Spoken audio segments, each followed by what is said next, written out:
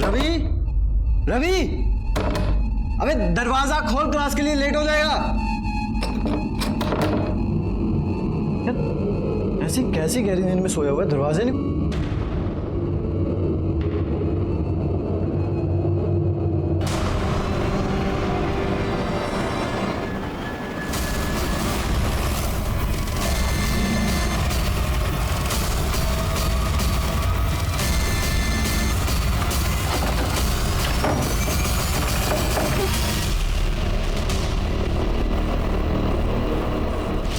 Body को नीचे उतारो।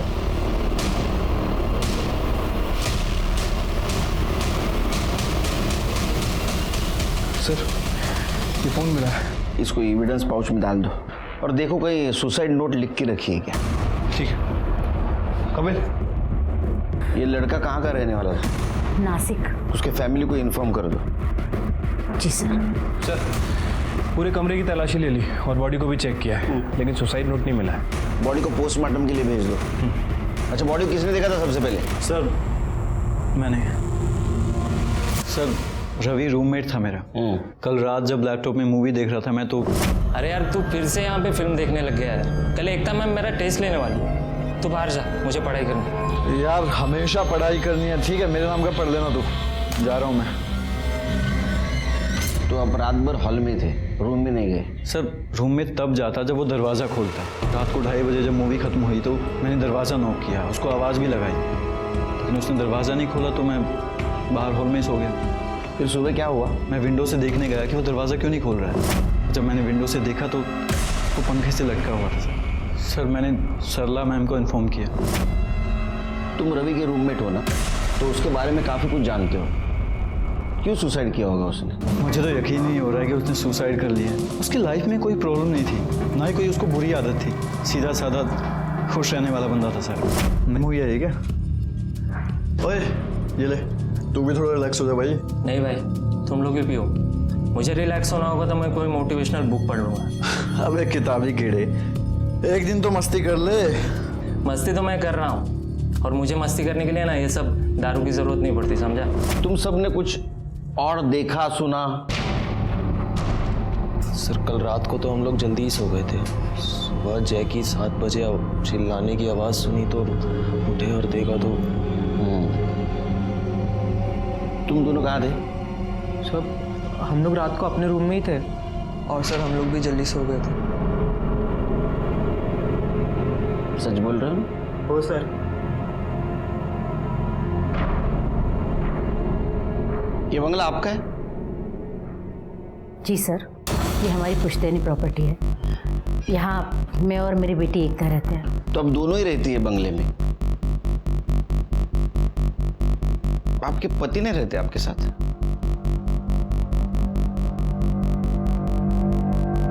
नहीं सर, हम लोग 5 साल से अलग रहते हैं। हमारा डिवोर्स केस फाइल हो चुका है और अभी तक फाइनल नहीं हुआ। इस बंगले में आप कोचिंग भी लेती है, पीजी भी रखे है, फाइनेंशियल प्रॉब्लम है आपको? नहीं सर, एकता टीचर है और पढ़ाई के साथ साथ वो सोशल वर्क भी करना चाहती है। इसीलिए हमने सोचा क्यों ना बाहर गांव से आने वाले ज़रूरतमंद बच्चों के लिए रहना, खाना और ट्यूशन की सस्ते में व्यवस्था की जाए। रवि उन्हीं बच्चों में से एक था। गरीब घर से था, लेकिन बहुत इंटेलिजेंट था। जय ने बताया आज कुछ टेस्ट लेने वाले थे आप। उसने कहा कि कल एकता मैम टेस्ट ले रही है। जी, टेस्ट? हाँ, जिसकी वजह से रवि प्रेशर में था। नहीं सर, मैं तो कोई टेस्ट नहीं लेने वाली थी। अच्छा, इसका मतलब रवि ने जय से झूठ बोला होगा। सर, किसने किसको क्या बोला मुझे नहीं मालूम, पर मैं कोई टेस्ट नहीं लेने वाली थी।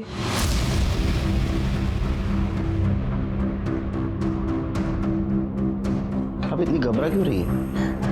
नहीं सर, मैं घबरा नहीं रही हूँ। वो इतना बड़ा हादसा हो गया तो बस थोड़ा डर गई हूँ।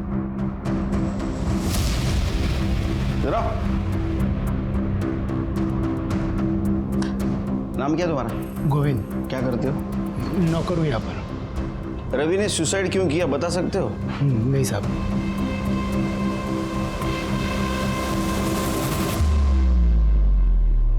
नमस्कार, मैं सीनियर इंस्पेक्टर सुनील केलकर। जब मेरी पोस्टिंग माटुंगा के पुलिस स्टेशन में थी, रवि का यह केस मेरे पास आया। ऊपर से आत्महत्या लगने वाला ये केस अपने आप में बहुत सारे संगीन राज छुपाए बैठा था, जिसे देखकर मैं हैरान हो गया। चिरके, मुझे सब लोग तो नॉर्मल लगे, सिवाय उसका रूममेट जय, निखिल और देवेश। वो काफी घबराए हुए लगे।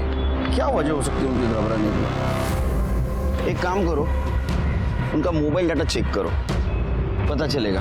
ठीक है सर। वैसे सर वो रवि के फ़ोन को चेक किया है, लेकिन उसके फ़ोन में कुछ मिला नहीं है सर। और सर सबसे अजीब बात, उसके फ़ोन में ना तो कोई फ़ोटो है, ना कोई वीडियो, ना कोई टेक्स्ट मैसेज। फ़ोन पूरी तरह से खाली है उसका। पूरी तरह से खाली है? मतलब हमारे काम की कोई चीज़ हो सकती है। आत्महत्या की वजह? एक काम करो, उसका मोबाइल डाटा रिकवर करो। ठीक है सर। सर, रवीचे आई वडील आलेत।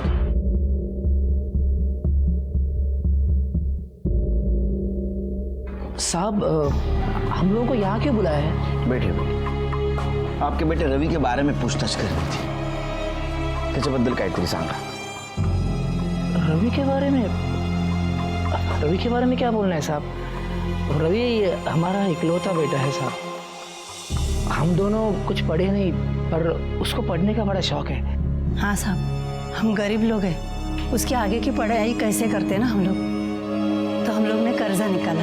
नंतर रवि पुढच्या शिक्षणासाठी मुंबईला गेला और बोलता है उसको डॉक्टर बनना है, और डॉक्टर बनने के बाद पूरे गांव की सेवा करेगा। उसे कोई परेशानी थी? हो साहब, मुझे परेशान तो है। क्या है कि वो पिछले कुछ दिनों से फ़ोन करके ना 15-20 हज़ार रुपये मांग रहा है। वो सरला मैडम है ना, जहाँ पे वो रहता है, कह रहा है कि उन्होंने कुछ फीस बढ़ा दी है। साहब तुम्हें बकता है, हमारा हमें गरीब लोग हैं, इतने पैसे कहाँ से लाएंगे साहब? पर साहब ये सब क्यों पूछ रहे हो आप?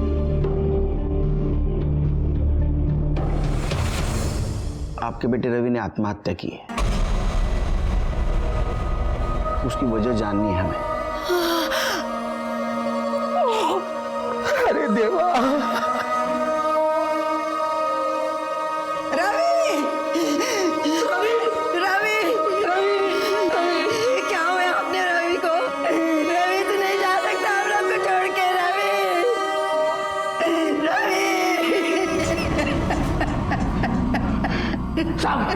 साहब मेरा बेटा मरा नहीं है, वो खुद को मार नहीं सकता साहब। ये वो क्लास में जाता था ना मैडम के पास, वहाँ कुछ गड़बड़ हुआ है, उसके साथ कुछ गलत किया है साहब, उसको मारा गया है साहब। मेरा बेटा मर नहीं सकता साहब, नहीं मर सकता मेरा बेटा। देखिए, आप फीस का टेंशन मत लीजिए, आपका बेटा इंटेलिजेंट है, उसे स्कॉलरशिप ज़रूर मिल जाएगी। और हम हैं ही ना, उन जैसे लड़कों के लिए तो हमने इंस्टीट्यूट खोला है अपना। झूठ बोलो ये औरत, ये सबसे मीठी मीठी बातें करती है और सबसे पैसा ऐंठती है, फंसाती है ये। कैसी बातें कर रहे हैं आप? क्या बात कर रहा हूं मैं? तूने मारा है मेरे बच्चे को, तूने मारा है। मैं तेरे को नहीं छोड़ूंगा, तूने मारा। क्या कर रहे हैं आप? तू हट, बीच में मत आ, तेरे क्यों ले जाएगी? हट। तुम पीछे जाओ। तूने मारा मेरे बच्चे को, बोल। पैसे के लिए तूने मेरे बच्चे का खून किया ना, देख अभी ना मेरा खून भी तेरे सर पे आएगा, देख। क्या के लड़के में एक तो अपना बेटा आप उनको छोड़ के चला गया, और आप भी मुझे छोड़ के जाओगे तो मैं कैसे जीऊंगी? क्या किया आपने? हॉस्पिटल ले उन्हें। क्यों किया आपने? ले जाओ इन्हें हॉस्पिटल। हेलो, ये छोड़ो ना, याद रखना। ये रवि के पेरेंट्स का कहना था कि आपने एक्स्ट्रा फीस मांगी है और उसकी वजह से रवि परेशान था। नहीं सर, एक्स्ट्रा फीस वाली कोई बात ही नहीं थी। आप चाहिए तो बाकी बच्चों से बात कर सकते हैं। हो सकता है रवि ने अपने पेरेंट्स से फीस के नाम से कुछ एक्स्ट्रा पैसे मांगे हो, और इसीलिए शायद उन्हें लगता हो कि उसने फीस की वजह से आत्महत्या की।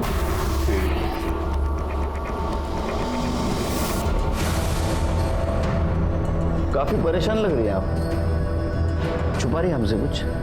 नहीं सर, मैं कुछ नहीं छुपा रही।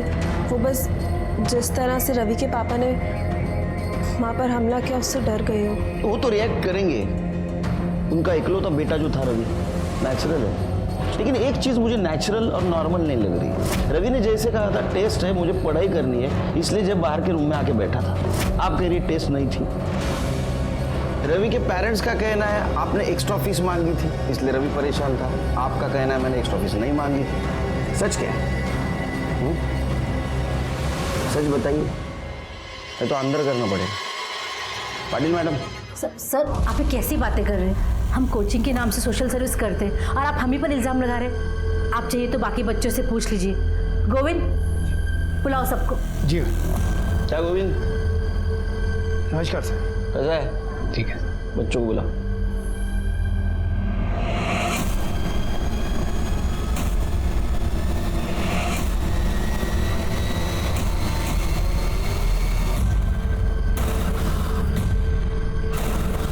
आप जाएंगी? जी। मुझे बात करनी है अकेले में।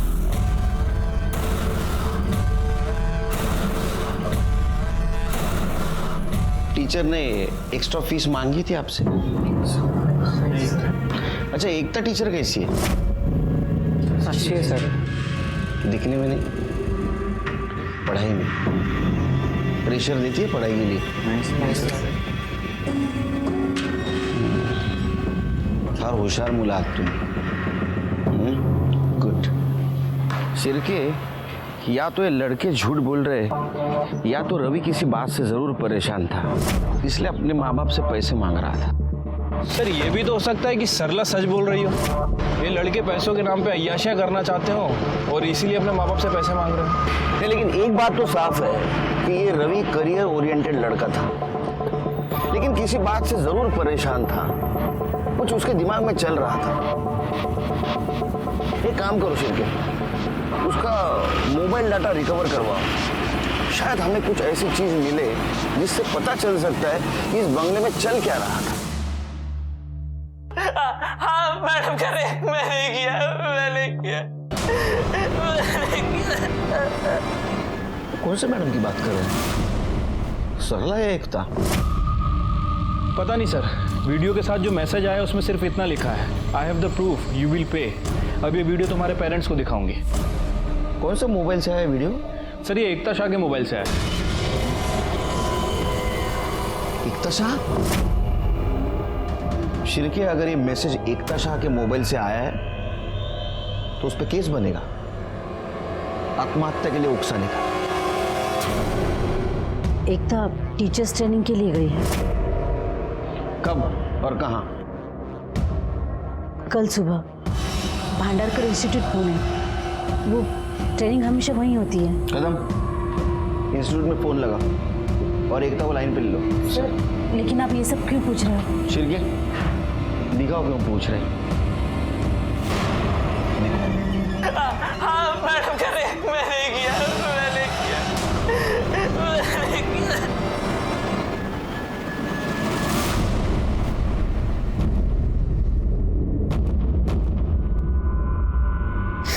क्या किया एकता ने? अच्छा, तो ये वीडियो भी एकता ने बनाया। तो ये तो पता चला होगा आपको कि रवि किस मैडम के बारे में बात कर रहा है।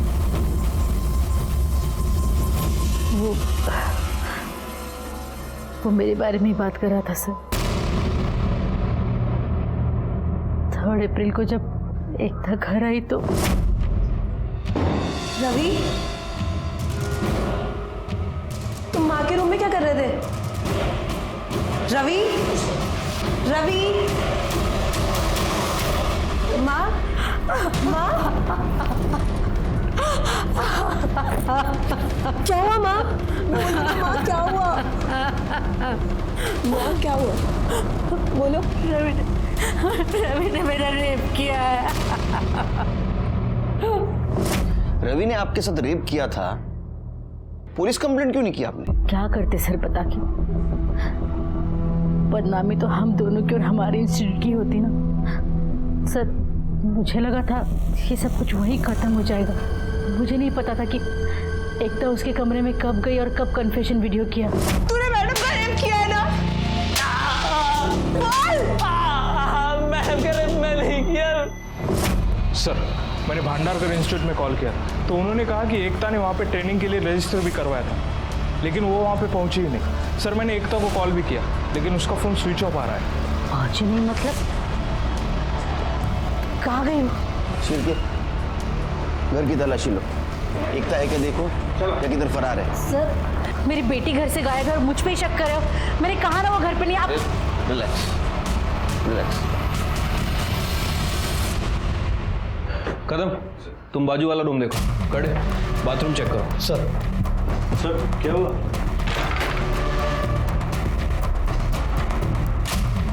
सर बाथरूम में कोई नहीं।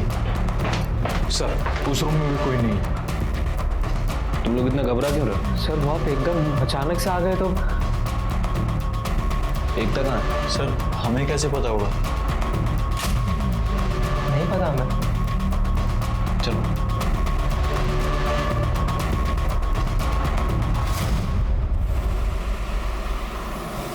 ये साइन यहाँ से कहाँ तक गया? ये मातम यहाँ तक, और फिर बंका हुआ। सर एकता के कॉल रिकॉर्ड्स देखें सर। उसके कॉल रिकॉर्ड्स के हिसाब से उसका फ़ोन माटुंगा से साइन बस स्टैंड की तरफ ट्रेवल कर रहा था सुबह 7 बजे। और सर सुबह 9 बजे उसका फ़ोन वहीं पे बंद हो गया और उसके बाद उसका फ़ोन ऑन नहीं हुआ सर। अच्छा, ये फाइल सर। एक काम करो शिरके, इसके कॉल रिकॉर्ड्स निकलवाओ। ठीक है सर। वैसे सर उन तीनों लड़कों के भी कॉल रिकॉर्ड्स आ गए हैं और इस बारे में मैंने उनके पड़ोसियों से भी पूछताछ की है। वो तुकाराम भी सच कह रहा था सर। इन तीनों लड़कों ने अपने माँ बाप से 15 से 20 हज़ार रुपये मांगे थे फीस के लिए। और सर इन तीनों लड़कों के फ़ोन रिकॉर्ड्स में एक नंबर कॉमन है, ये। इस नंबर से इन्हें फ़ोन भी आते थे और मैसेज भी आते थे। जब इस नंबर के बारे में इंक्वायरी की तो पता चला किसी प्रकाश पाटिल का नंबर है, लेकिन सर एड्रेस जो दिया था वो पूरी तरह से फेक है। और सर जिस दिन रवि ने सुसाइड किया इसी नंबर से उसे फ़ोन भी आया था और मैसेज भी आया था। रवि ने मरने से पहले अपने बाप तुकाराम से बात की, तुकाराम के बाद रवि के फ़ोन पर मैसेज आया और उसके बाद रवि ने सुसाइड किया। और तब से लेके अभी तक ये नंबर अभी तक एक्टिव नहीं हुआ सर। इसका मतलब ये तीनों लड़के हमसे झूठ बोल रहे थे। शिरके, तीनों को उठा के ले गया।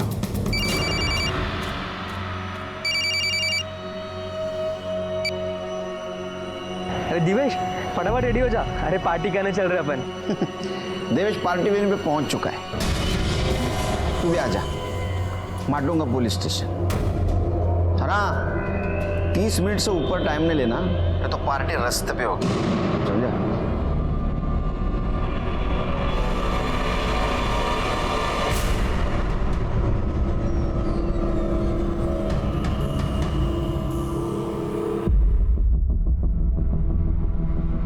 शिरके, हेयर स्टाइल देखी? एक ही सलून, एक ही टाइम, एक ही कुर्सी पे। प्रकाश पाटिल कौन है रे? बोलो किसका नंबर है?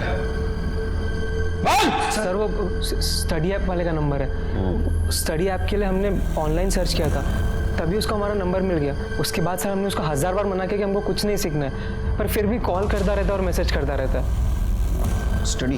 हाँ सर। तो पार्टी किस बात की कर रहे थे?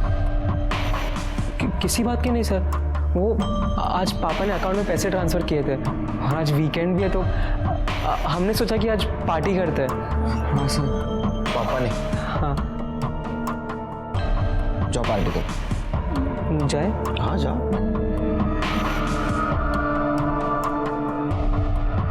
शिरके, सर इनके बैंक डिटेल्स निकालो। झूठ बोल रहे हैं हमसे, छिपा रहे कुछ तो भी।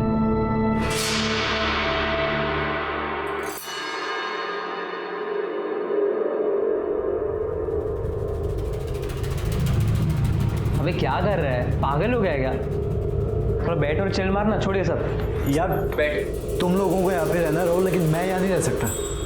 जब से साला रवि ने इस पंखे पे लटक अपनी जान दिया ना, मुझे इस रूम में घुसने से भी डर लगता है। क्या पता साले की आत्मा यहीं बगल में बैठी हो। नहीं, मैं यहाँ नहीं रह सकता। और ऊपर से तुम लोगों ने पुलिस से भी झूठ बोल दिया। यार मुझे इन सब लफड़ों में नहीं पड़ना यार, मैं जा रहा हूँ। अरे सुन यार, अरे बैठ बैठ भाई, तू बैठ। सुन, तेरे भाई ने ना सब इंतजाम कर लिया, समझा? काम कर, बियर पकड़, बियर पी और ठंडा हो जाना, क्यों इतना टेंशन ले रहा है?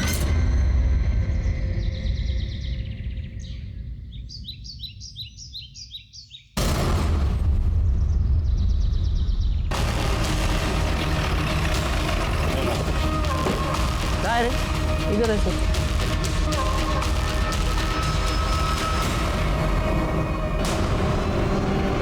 सर ये तो एकता शाह की बॉडी है। इसके कान में रिंग नहीं दिख रही है। पटेल मैडम जरा बॉडी लसन करा।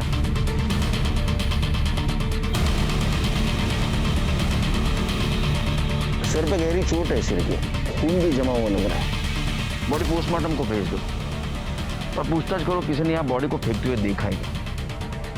और एक काम करो, इसके घर से यहाँ तक का सीसीटीवी फुटेज चेक करो, देखो कुछ क्लू मिलता है। वैसे सिर के ये सायंस से यहाँ क्या कर रही है?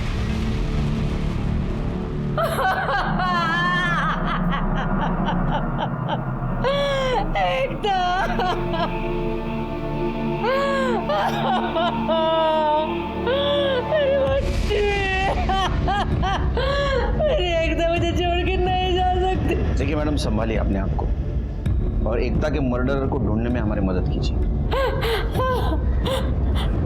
मेरी एकता तो पूना जाने वाली थी, वो वडाला कैसे पहुंच गई सर? पूना जाने वाली थी? पूना कैसे जाने वाली थी? बस से, ट्रेन से? सर एकता हमेशा सायंस से बस पकड़ती थी पूना जाने के लिए। सरला, ये लोग क्या कह रहे हैं?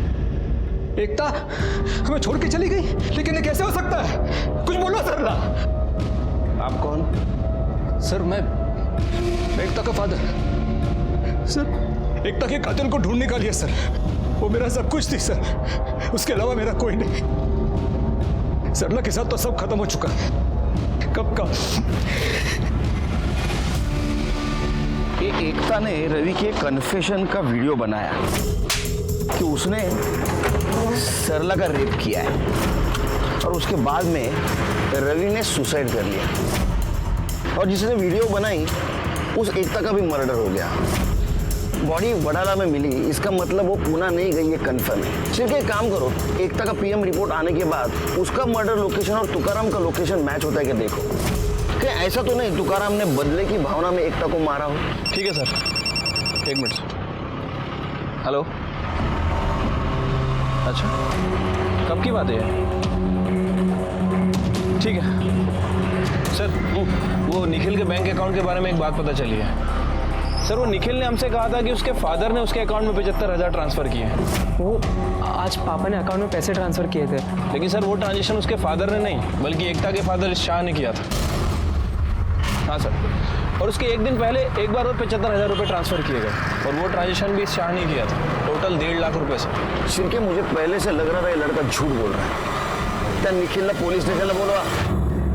क्यों रे, तू तो उस दिन बोल रहा था तेरे पापा ने पैसे दिए। सुरेश शाह तेरा बाप है? हाँ, 2 दिन में 1.5 लाख रुपए दिए तेरे को। किस चीज के पैसे दिए थे?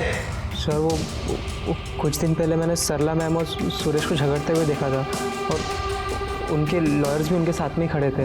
मुझे हर महीने एलिमनी के 50,000 रुपए चाहिए, वरना सबके सामने ये जो सती सावित्री समाज सेविका बनी फिरती है ना, वो सारी नौटंकी 2 मिनट में खत्म कर दूंगा।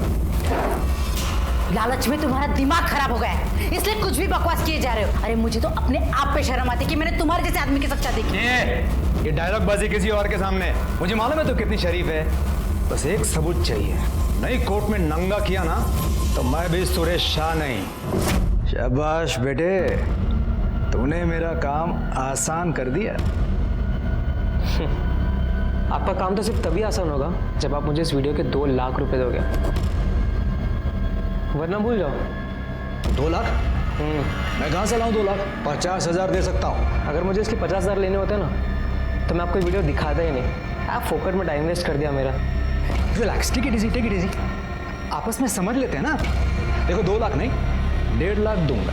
फिर सुरेश ने 2 दिन में मेरे अकाउंट में 1.5 लाख रुपए ट्रांसफ़र कर दिए और मैंने उसे वो वीडियो मेल कर दिया।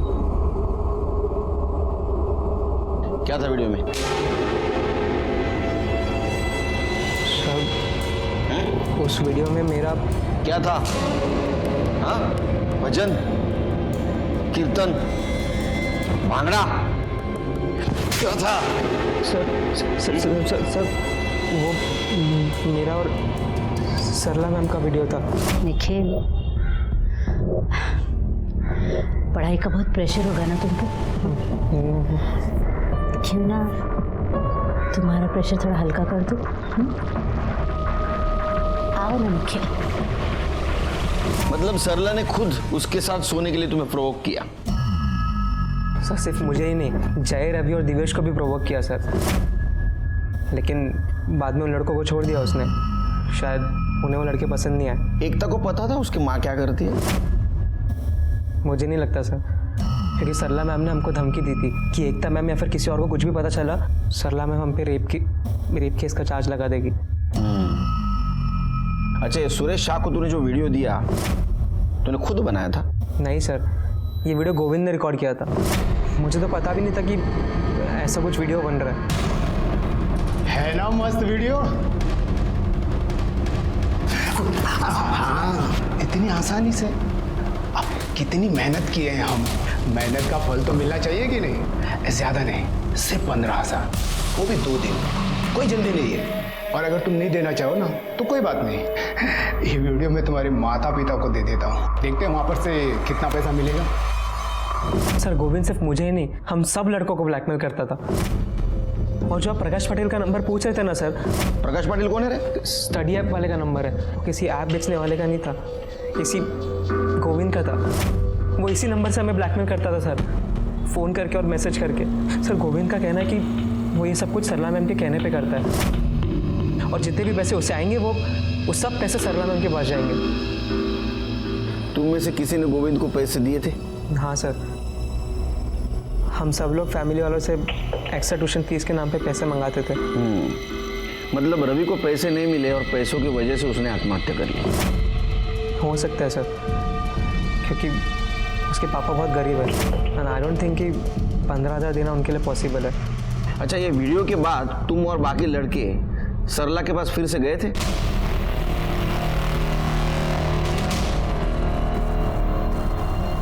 कितनी बार? सर अरे कितनी बेड़ा? सर गिनती याद नहीं है सर, जितनी बार उन्होंने बुलाया उतनी बार हम लोग गए थे। मैंने उन लड़कों के साथ रिलेशनशिप बनाया क्योंकि वो अडल्ट थे, मैंने कोई क्राइम नहीं किया। नहीं, बिल्कुल ये आपने क्राइम नहीं किया, लेकिन गोविंद के साथ उनका वीडियो बनाकर पैसों के लिए उन्हें ब्लैकमेल किया, यह क्राइम किया। मैंने ऐसा कुछ नहीं किया सर। किसने बताया आपको? इसने बताया आपको? ये झूठ बोल रहा है सर, मैंने ऐसा कुछ भी नहीं किया। वीडियो बनाएगा मेरा, ब्लैकमेल करेगा मुझे। झूठ नहीं है साहब, सच कह रहा हूँ मैं। इन्होंने कहा वीडियो बनाओ, नहीं तो नौकरी से निकाल दूंगी। इन्होंने कहा साहब, बोल कहने पर किया, सभी ने के कहने पर किया। सर प्रकाश पाटिल के नाम पर जो फ़ोन लिया गया था वो इस गोविंद के कमरे में मिला है, और इस फ़ोन में वो वीडियो, वो फोटो सब कुछ है, और वो मैसेजेस भी हैं जो उन 3 लड़कों को ब्लैकमेलिंग के लिए भेजे गए थे। देखो बेटा गोविंद, ये शिरके है ना, मार मार के आधा बना देगा, उससे पहले पूरी सच कहानी सुना दे, समझा? तूने मैसेज भेजा था? हाँ साहब, मैंने भेजे थे। बता, तूने उस रात रवि को क्या मैसेज भेजा था? ये कि अगर एक दिन में 20,000 का जुगाड़ नहीं किया ना, वो मैडम के साथ वाला वीडियो उसके माता पिता को दिखा दूंगा। शिरके, इसकी हड्डी पसली एक करो और इस पे चार्ज लगाओ, ब्लैकमेल और आत्महत्या के लिए मजबूर करने का। नहीं दो इसको। मुझे क्यों पकड़ रहे हो साहब? साहब, इनका मोबाइल था साहब, इनका मोबाइल था, इनके कहने पर मैंने मोबाइल उठाई दिया साहब। आपको पता है आपने क्या किया? देखिए सर, मैं गोविंद नहीं हूँ, मुझे भी लॉ के बारे में थोड़ा बहुत पता है, और वो जो चारों लड़के हैं ना, वो 18 साल के ऊपर के हैं। हमारे बीच में जो भी हुआ है हमारी मर्जी से हुआ है। मैंने किसी के साथ कोई जबरदस्ती नहीं की, मैंने कोई इल्लीगल काम नहीं किया। आपकी वजह से रवि की जान गई। आपकी बेटी आपको इनोसेंट समझती थी, और रवि से कन्फेशन के चक्कर में वो खुद कल्प्रिट बन गई, इसीलिए उसका मर्डर हुआ होगा। आपने दूसरों का नहीं, खुद का घर उजाड़ा है। आजकल सब पुलिस को लॉ सिखाते हैं।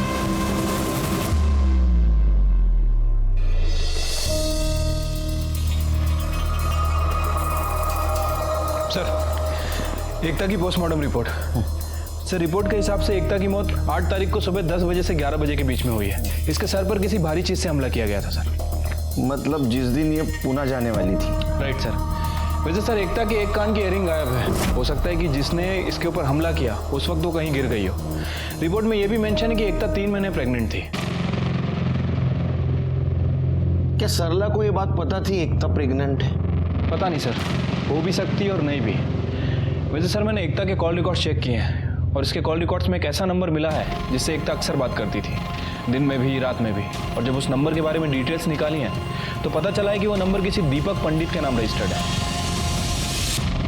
मैं और एकता एक ही कोचिंग सेंटर में पढ़ाते थे और वहीं हमें एक दूसरे से प्यार हो गया।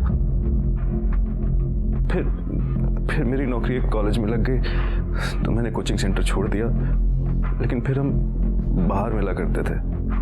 आपको पता था वो प्रेग्नेंट थी?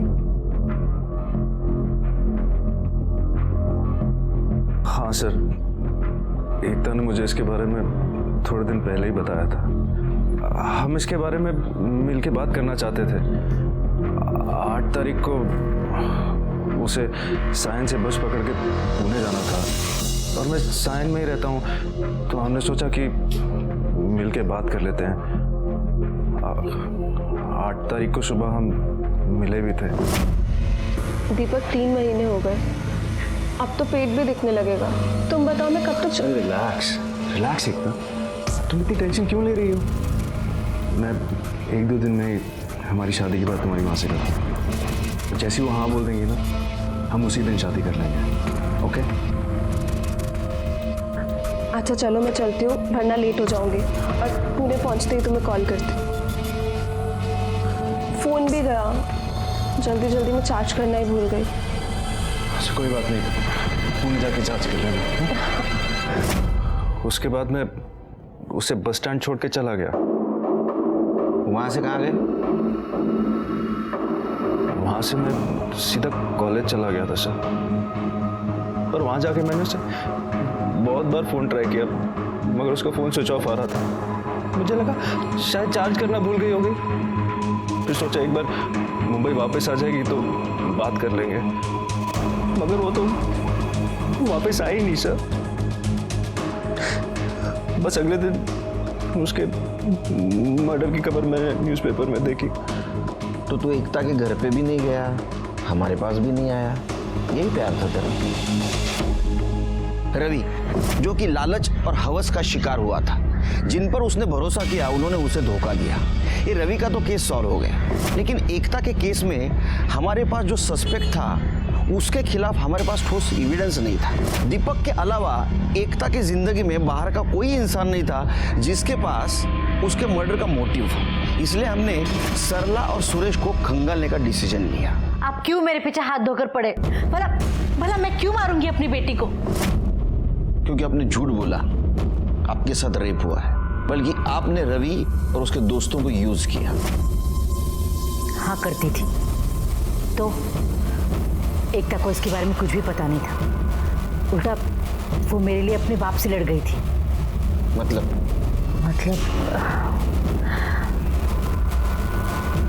जिस दिन एकता पुणे जाने वाली थी उसकी एक रात पहले सुरेश बहुत शराब पीकर घर आया था। अपने आप को बहुत शानी समझती है ना? वन मोर डे ऐसा एक्सपोज करूंगा ना, खुद आएगी मेरे पास। सेटलमेंट कर दे ऐसे नहीं मिलेगा, कोर्ट में आना पड़ेगा। हिस्सा तो क्या, तुम्हें एक फूटी कौड़ी भी नहीं मिलेगी। अरे जा देना पड़ेगा। चल सरला टीचर। अगर एकता नहीं होती तो मैं जिंदा नहीं होती। एकता, तुम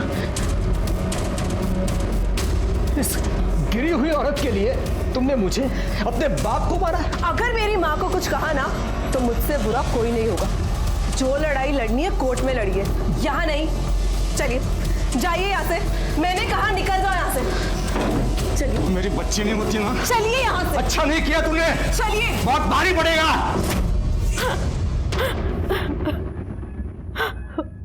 सर, सुरेश नहीं मारा है मेरी बेटी को, उसने जरूर उस दिन का बदला लिया है। सर, सायन बस स्टैंड के सीसीटीवी फुटेज में सुरेश एकता को बस से उतारकर गाड़ी में बिठाते हुए दिखा। एकता मेरी बच्ची थी सर, मैं उसे कैसे मार सकता हूँ? तू ही बताएगा कैसा मारा। मेरा विश्वास कीजिए सर, मैंने एकता को नहीं मारा। नहीं मारा? तो बस स्टैंड किस लिए गया था उसको लेके? सर मैं सायन बस स्टैंड गया था, मैं मानता हूँ, लेकिन मैंने एकता को मारा नहीं है सर। मुझे एकता पर बहुत गुस्सा आया था। सरला जैसी औरत के लिए उसने मुझ पर, अपने बाप पर हाथ उठाया था। मुझे उसे सरला की सच्चाई बतानी थी सर, इसलिए घर पहुंचकर मैंने उसे वो वीडियो सेंड किया। लेकिन सुबह तक कोई डिलीवरी रिपोर्ट ही नहीं सर। मैंने उसे फ़ोन किया, लेकिन उसने मेरा नंबर ब्लॉक कर दिया था। लैंडलाइन पे फ़ोन किया तो गोविंद ने बताया कि वो सायन बस स्टैंड जाने को निकली है, पूना जाने के लिए। तो फिर मैं भी वहाँ चला गया, सायन बस स्टैंड। एकता, एकता बेटा, बेटा रुक जाओ प्लीज़। देखो कल रात जो भी हुआ उसके लिए माफ़ी चाहता हूँ। आई एम सॉरी बेटा, एक बार आखिरी बार मेरी बात मान लो। मुझे आपसे कोई बात नहीं करनी। एकता ऐसा मत करो प्लीज़। देखो कुछ बहुत ही इम्पोर्टेंट मैं तुम्हें दिखाना चाहता हूँ, कुछ बहुत इम्पोर्टेंट है। प्लीज़ बेटा। मैं उसे वहाँ से दूर लेके गया और सरला और निखिल का वीडियो दिखाया। नहीं पापा, माँ ऐसा नहीं कर सकती। जरूर निखिल ने कुछ किया। निखिल ही नहीं, तुम्हारी माँ ने सबके साथ ऐसा किया है। रवि ने तुम्हारी माँ का रेप नहीं किया था, तुम्हारी माँ ने उसे फंसाया था अपने जाल में। फिर खुद बचने के लिए सारा इल्जाम उस बेचारे लड़के पे डाल दिया। रोते रोते अचानक गाड़ी के बाहर निकली और चली गई। फिर मैं भी वहाँ से चला गया सर। ये तुम्हारा विजन भी तो हो सकता है। उसको तुम बस स्टैंड लेके गए, फिर वहाँ से वडाले ले गए, उसको मार दिया और जंगल में फेंक दिया। नहीं सर, नहीं, ऐसा कुछ नहीं हुआ सर। सर उसके जाने के बाद मैं भी चला गया ऑफिस जाने के लिए, नरीमन पॉइंट। सर मेरी बच्ची थी वो, मेरी प्यारी बच्ची, मैं कैसे मार सकता हूँ उसे? मेरा विश्वास कीजिए सर। शिरके सर, इसको अंदर लेके जाओ। सर जब तक सच नहीं बोलेगा ना, पानी भी नहीं दूंगा सर। पानी दिखाना भी मत उसको। प्लीज चल बट प्लीज मेरा विश्वास कीजिए सर। सुरेश शाह को हमने हिरासत में लिया था, लेकिन कुछ फायदा नहीं हुआ, क्योंकि उसका मोबाइल लोकेशन ये दिखा रहा था कि वो 11:30 बजे सायन से लेके नरीमन पॉइंट तक ट्रैवल कर रहा है, और उसके ऑफिस के सीसीटीवी कैमरे में भी वो दिख रहा था। और पीएम रिपोर्ट के हिसाब से एकता का मर्डर मॉर्निंग 10 से 11 के बीच में हुआ था।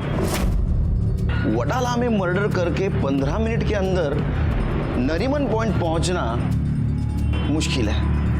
एकता के इस मर्डर केस में हम डेड एंड तक पहुंचे थे, तभी एक बात मुझे सूझी। तो ये सरला के साथ जितने लोग भी कार्यक्रम करते थे, उन सब लोगों के तू वीडियो बनाता था, है ना? जी। तो इन 4 लड़कों के अलावा तूने और किसी का वीडियो बनाया था? बनाया। किसका? दीपक पंडित। दीपक पंडित? वो टीचर? तो तूने उसको ब्लैकमेल क्यों नहीं किया? किए थे सब, लेकिन वो लीडर निकला साहब, बोला जो करना है करो, एक पैसा नहीं दूंगा। और मुझे ही फंसाने की बात कह रहा था वो। कुछ लेने के देने ना पड़ जाए, इसलिए मैं भी सोचा जाने दो। अच्छा सिरके, इसका मतलब है दीपक का अफेयर सिर्फ एकता के साथ नहीं, उसकी माँ सरला के साथ भी चल रहा था। स्वतःला सियाणा समझते हो? माँ के साथ, बेटी के साथ। तो मैं मान रहा हूँ ना। जब मैं उसका ट्यूशन देने जाता था तो मेरा सरला के साथ रिलेशन था। तो ट्यूशन बंद हो गई, तेरा ये सब कुछ बंद हो गया, तो उसको मिला नहीं? मिला ना, लेकिन मेरा उसके साथ कोई अफेयर शफेयर का लफड़ा नहीं था। मैंने डिसाइड कर लिया था कि मुझे एकता से शादी करनी है। मैंने सोच लिया कि ये सब काम मैं छोड़ दूंगा। देखा सिरके, कितना जेंटलमैन आदमी है ये। ईमानदार। चल सुना, ईमानदारी की कहानी सुना। उस दिन एकता को बस में बिठाने के बाद मैं सरला से बात करने गया, मगर वो मेरी बात सुनते ही चिल्लाने लग गई। यहाँ मेरे साथ रिलेशनशिप रख रहे हो और वहाँ मेरी बेटी को प्रेग्नेंट कर दिया और मुझे भनक तक नहीं पड़ने दी, और ऊपर से चाहते हो कि मैं तुम्हारी और एकता की शादी को परमिशन दूं? कतई नहीं। हाँ, तुम्हारी परमिशन इसलिए जरूरी है क्योंकि तुम उसकी माँ हो। और ऐसे क्या चिल्ला रही हो? हाँ, तुम नहीं जानती थी कि ये रिलेशनशिप क्या है? बंद करो ये फालतू का नाटक। मुझे तुम्हारे साथ अब कुछ नहीं करना है। मैं एकता के साथ लॉयल रहना चाहता हूँ। एकता से पहले तुम पर मेरा हक है। हक था, अब नहीं है। अब मुझ पे सिर्फ एकता का हक है।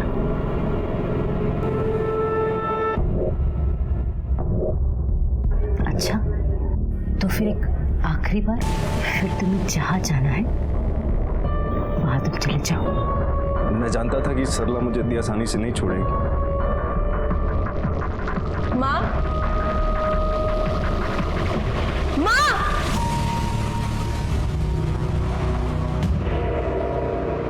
चुप। और माँ, आप क्या कर रही थी? आप क्या आप नहीं जानती कि मैं इससे प्यार करती हूँ, शादी करना चाहती हूँ इससे? तू आज इससे प्यार करती है ना? मैं इसके साथ रिलेशनशिप में तब से हूँ जब से तूने सोचा भी नहीं था। मतलब पापा बिल्कुल ठीक है। आप मेरे स्टूडेंट्स के साथ, स्टूडेंट्स तो छोड़िए, आपने मेरे बॉयफ्रेंड तक को नहीं छोड़ा।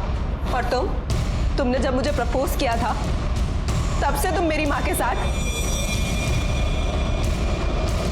एकता प्लीज एक बार मेरी बात सुन लो। एकता, चले जाओ यहाँ से और आइंदा मुझे अपनी शक्ल मत दिखाना। मैंने आज से पहले एकता को कभी इतने गुस्से में नहीं देखा था। मैंने उसका बहुत दिल दुखाया सर। मैं जानता था कि वो मुझे कभी माफ़ नहीं करेगी।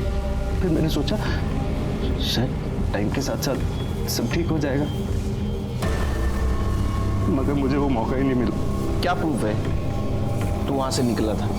हाँ, अरे ऐसा भी तो हो सकता है कि तेरे को एकता ने देख लिया उसके माँ के साथ, तुझे लगा अब अपनी बदनामी हो जाएगी, तूने एकता को मार दी। सर मेरे पास कोई प्रूफ नहीं है, लेकिन मैं एकता को मार नहीं सकता सर। मैं उससे बहुत प्यार के पंछी, बहुत होगी तेरी कहानी। पिछली बार भी यही सुनाया था, सब झूठ है। सच कहानी क्या है ना, लिख के रख, और तेरे को सुना नहीं हो मुझे बुला, तब तक यह बैठने का कर ले। इधर बसून ठेवायला हो सर।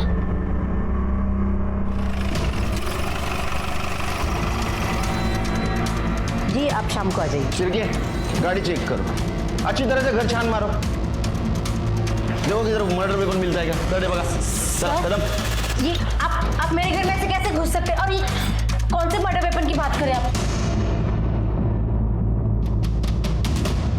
सर ये देखिए, ये एकता का एयरिंग लग रहा है और गाड़ी की बैक साइड पे ब्लड स्पॉट्स भी हैं। इनके गाड़ी में मिला? हाँ सर। इनको अपने गाड़ी में लो।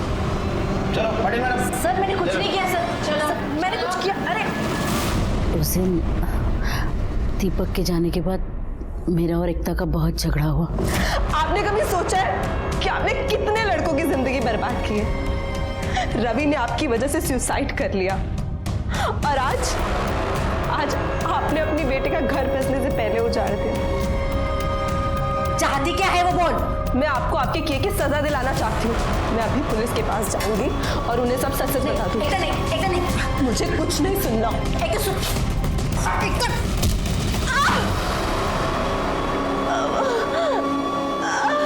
उस दिन जब मुझे होश आया तो मैंने देखा कि एकता मर चुकी है। मैंने पूरे दिन उसकी बॉडी अपने बेडरूम के बाथरूम में रखी थी और फिर रात को मैं उसकी बॉडी लेकर वडाला गई और अपने हाथों से अपनी बेटी को मारा है। इस्तेमाल गलत जगह करने का नतीजा बहुत भयानक हो सकता है। जैसे वो रवि और एकता को मौत से पहले आने वाले गुनाह की दस्तक जरूर मिली थी, लेकिन उसने उसे अनसुना कर दिया था। सरला का रवि के साथ संबंध रखना और उनकी वीडियो को लेकर गोविंद का ब्लैकमेल करना, ये दोनों रवि के लिए दस्तक थी। सरला का एकता को हमारे यहाँ आने से रोकना, ये एकता के लिए दस्तक थी, लेकिन दोनों ने उसे अनसुना कर दिया। अगर वो उसे पहचान पाते तो शायद वो जिंदा रहते। लेकिन ये कहना बहुत आसान है कि अगर ऐसा होता तो, वैसा होता तो, लेकिन सच मानिए तो जिंदगी और मौत के बीच में सिर्फ एक दस्तक का फासला है। उसे पहचानना बहुत जरूरी है। इसी के साथ मैं सीनियर इंस्पेक्टर सुनील केलकर आप सबसे विदा लेता हूँ। फिर मिलेंगे अगले एपिसोड में, तब तक के लिए सतर्क रहिए। देखते रहिए क्राइम पेट्रोल दस्तक। मकसद बताना नहीं, बचाना है। जय हिंद।